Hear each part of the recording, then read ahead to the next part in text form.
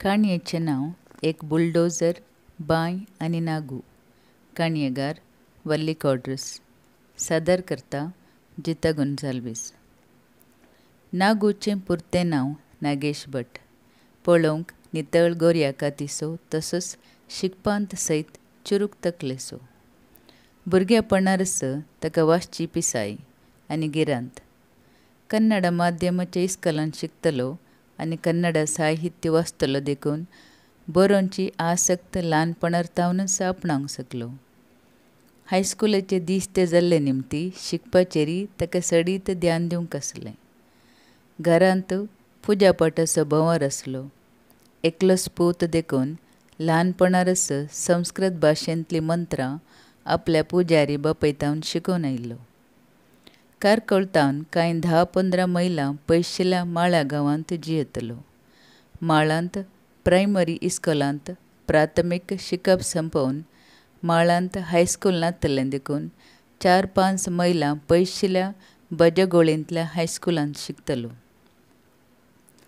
माळातावन बजगोळीक बसानांतलो काळ तो. देखून हेर सांगात्या सवय सदांय मैलागटलें चलोवन इस्कॉलाक येतालो. हातीं बुती, पोतें आनी पोत्यांत बूक आनी मोतींत शिकची वोड. बजगोळी थावन माळाचो मातयेचो रस्तो आसलो. डांबर रस्तो करूंक पंचायतान मुखेलपण घेतलां म्हूण कोणेंगी उलोवचें आयकल्लें थावन भुरगीं सुटसुटीत जाल्लीं. डांबर रस्तो म्हणटच बुलडोजर येता म्हणली खुशी. पयले फावटी तांच्या गांवांक एक बुलडोजर येवच्या आदीं सयत हळ्ळेंतले नाल्ल मोल्यांक आयिल्ले कारकळचे कोंगणे बुलडोजरा विशीं एक काणयो सांगतले आनी बडाय कोच्चितले. अशें नागू आनी सांगोड्यांक बुलडोजर पळोवची आतुराय सडली. एका दिसा पंचायत सांद्यांनी नाल्ल फोडलो.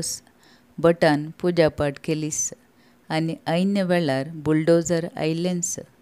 पूण त्या वेळार नागू आनी सांगाती इस्कॉलाक गेल्ले. सांजेर हरशे बरींच इस्कॉलातावन येतच इस्कॉलाचें पोतें गळोवन पेज जेवन एलिमेंट्री इस्कॉलाच्या मैदानार क्रिकेट खेळूंक जमले. एलिमेंट्री इस्कॉलाच्या समोर एक 4-5 आळ गुंडायेची बांय. बांयचें उबार कांटें आनी बगलेंत पंपाचें शेड्ड. इस्कॉलाच्या बगलेन बिडीबांच्या रादाचें घर. माळा तशेंच सुत्तूरच्या सरत्याव गांवांनी रादा भोव फामाद. जावं कारकळचे बिडी चक्कर म्हापळी वा बजगोळीचे म्हापळे तवळ तवळ आपली नवी सायकलां घेवन त्या वाटेन पाशार जातना रादाच्या घरा समोर सायकलीची कांपीण मारूंक विसरनातले. तें आसूं. त्या सांजेर नागू आनी सांगोडी क्रिकेट खेळूंक म्हूण आयिल्ले पूण तांकां आज बुलडोजर पळोवंक आसलें. व्हड जायत बुलडोजर आनी ताची व्हड रोदां. वयर एक ल्हान पाकें आनी त्या पाक्यांत एक कदेल. नागू आनी सांगोड्यांनी पयलें पयसतान पळोवन उपरांत धैर्य एकठावन बुलडोजराक आपडून पळयलें. मात्र न्हय, त्या बुलडोजराक चडोवन सयत पळयतना तें बुलडोजर चलोवनसो रादाच्या घरातावन येवनसो दिसलो. भुरगे सगळे भियेले आनी थंयतावन एकलेच थंयचे निकाळ्ळे. थोडे दीस गेल्ले परीस माळाच्या रस्त्यांनी जल्लोचे फातर एकठांय जाले आनी रस्त्याचें काम चालूच आसलें.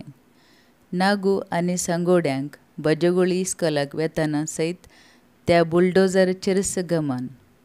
एक फावटी पुणी त्या बुलडोजराचेर पैण करी जाय आनी अणभव जोडूंक जाय म्हणली चिंतना बोळ जातली. पूण सांजेर जेदनाय त्या बुलडोजरा लागीं येतना रादाचे दोळे तामशेतले आनी नागू आनी सांगोड्यांचेर दडयो घालतले. एक फावटी रादा मोवाळायेन नागू आनी सांगोड्यांक आपोवन म्हणालें, तुमकां गोत्त आसाये, नत्तूंक म्हणलें एक सुकणें आसा. तें मनशा तोंडाचें आनी सदांय सांजेर ह्याच वेळार येवन बांयच्या शेड्डांत लिपोवन बसता आनी तें नत्तूंक भुरग्यांक धरता खंय. देखून तुमी सांजेर त्या शेड्डा लागीं बिलकूल वचचें न्हय म्हणून सत्राय दिवन गेले. थोडे दीस त्या नत्तुंगा विशीं चर्चा जाली. एकल्यान आपल्या घरांत रावन एक काणी आयकली आनी एकामेकाक सांगून सोडली. पूण नागूची मत त्या नत्तुंगाकय पळोवंक जाय म्हूण आशेतली. एके सांजेर नागू आनी सांगोडी धैर एकठांवन धरतीचेर हलतसो काळोख मांडलो देखून ल्हव मैदानाक आयले आनी आवाजाविणे बांयच्या देगेनाच्या शेड्डा लागीं पावले. आतां नत्तूंग आमचेर उडत तर आमी धैर्य घेवचें आनी एकामेकाचे हात घट्ट धरून रावचे म्हणून येदोळस ताणीं येवजिल्लें. आतां एक मेट मुखार आयिल्ले परीस तांकां शेड्डा लागीं बागील अर्दें उक्तें आसलें आनी भितर कोणेंय खरशांचें आवाज स्पश्ट आयकतालो. तांकां आतां भितर नत्तूंग आसा म्हणलें नक्की जालें. पूण त्या नत्तुंगाक पळोवंक जाय म्हणली आशा जबोर जाली. फकत मनशाचें तोंड आसा म्हणल्यार आदान, पूण आवाज सयत तसलोच म्हणटना नागूच्या सांगोड्यान बळान एक शींक काडली. तितल्यार भितर आवाज बंद आनी थोडेच खिणान कोण थंय सवाल विचारीत एकलो शेड्डांतलो भायर आयलो. बुलडोजर चलोवचो दादलो आनी नागू आनी सांगोडी थंयच काळोखांत लिपोवन बसले. थोड्या वेळान एकलें चेडूं आपलें वस्तू सारकें करीत भायर येवचें ताणीं पळयलें. पूण तें कोण म्हूण समजूंक त्रास घेतले नात. सुमार तेंप जाला. माळाचो रस्तो जाला. बुलडोजरय फाटीं गेला. नागू आतां धावेंत आसा आनी शिकूंक जाय तें आसा. तेच संदर्भार तांचे इस्कोलांत कन्नड शिकोवच्या पंडितान सर भुरग्यांक आपोवन ह्या वर्साच्या सोविनियरांत परगट जावंक जाय आसच्या बरपांक बरोवंक सर्वांक उलो दिलो. विन्सनार बरपां परगट करची भास ताणें दिल्ली. नागूच्या आशे अत्रेगाक एक वाट लाबली. ताणें थोडेच दिसांनी एक काणी बरोवन काडली. बुलडोजर, बांय आनी राधा. तीच काणी जी नागून आपल्या भुरगेपणार पळयल्ली आनी ती काणी हाडून कन्नडा पंडिताक दिली. कन्नड पंडीत कासरगोड प्रांत्याचो तरी कारकळांत भाड्याचें कूड करून सदांय बसार बजगोळी येतालो. त्या दीस नागूक आपोवन ताणें सवाल केलें, सत्त सांग, ही काणी कोणाची? तुवें ह्या प्रायेर असली काणी बरोवचे परीस ना. सांग म्हाका, कोण तें राधा? सर, हांव सत्त सांगता सर, ही काणी हांवेंच बरयल्ली. हांवेंच भुरगेपणार पळयल्ल्या गणिताच्या आदारान बरयला सर. नागून कितलें परतलें तरी कन्नडा पंडितान ताका पातयेवंक इन्कार केलें. मात्र न्ही, सोविनियरांत ती परगट केल्लीच ना. धावेची परिक्षा जाल्ली.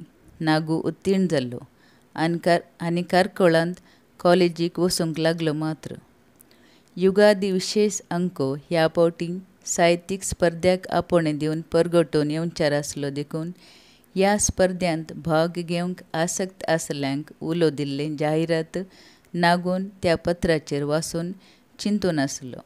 पूण शिकपाचो भोर आनी घरांतलें काम म्हणटना तें कन्नडा पंडितान ताका दिल्ल्या अनुभवांत परत ताका काणी बरोवचें मन आसक्त आयलीच ना. थोडेच हप्ते उतराले. निमारलेल्या दिसा युगादी विशेश अंक परगटून आयिल्लोच आनी उटावटी त्या अंक्यांत साहित्यीक स्पर्ध्याक कोणाक इनाम लाबला म्हणून व्हडा आसक्तेन ताणें तो अंक उगडलो. वाचून शिरी सुकलो. कन्नडा पंडितान त्या साहित्यीक स्पर्ध्यांत दुसरें इनाम लाबलें आनी त्या काणयेचें नांव आसलें एक बुलडोजर, बांय आनी नागू. कठीण उद्वेग, निराशेंत तशेंत देदस्पोर जावन घरा आयिल्लो नागू कोणाय कडेन उलयलोच ना. 2 दिसांनी सर दिसळ्यार खबर छापली.